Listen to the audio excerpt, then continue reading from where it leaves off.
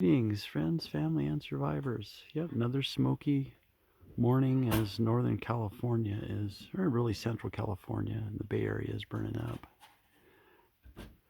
My hometown, Santa Cruz, California. I grew up in the Redwoods. Um, Scotts Valley is evacuated, so I've got family that's evacuated there as we speak.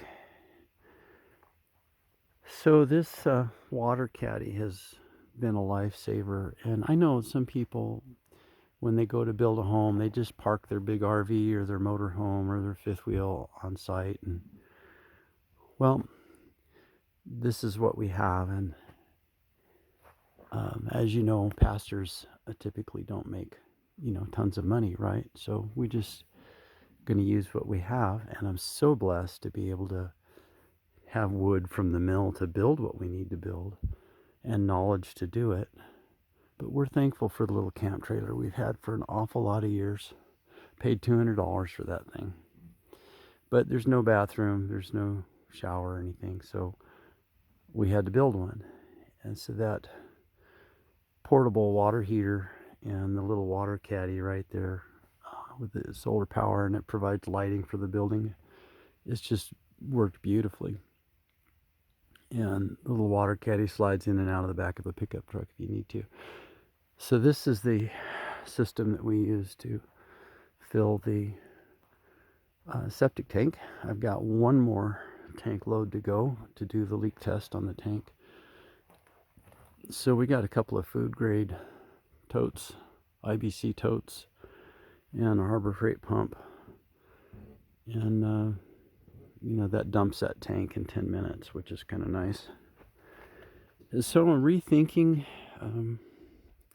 Here's what happens with this soil. There's about 18 inches of sandy loam, and underneath it is rock, and a lot of the rock is round because this is the edge of the glacier.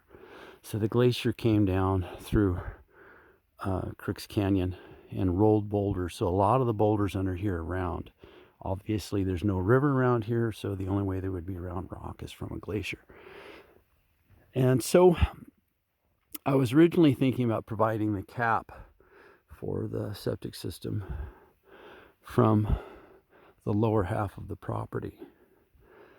But actually, if we're going to have the horse down there and the garden and stuff, I'd want to keep that soil for that area. But up in here where the house and where the shop are, it would be better to take this sandy loam for cap from up here. And this is what happens with this stuff. Show you over here. The hoarfrost pushes this up out of the ground and it becomes very, very soft like that. Every year it'll do that. Well, you don't want that in the area where around the house. It'd be better to have hardpan around the house. Well, hardpan's about 16 inches down. So I probably ought to take up in this area where the house is going to go and the shop is going to go and take this down to hardpan. Use this material to cap the septic system and leave the rest of that for growing things and for putting the livestock on. So I'll give you a brief view of what we've got going. It's Sunday morning, heading for church here in a few minutes. Hopefully I'll have this tank filled in the next day and finish the leak test. And I have to backfill it as I fill it.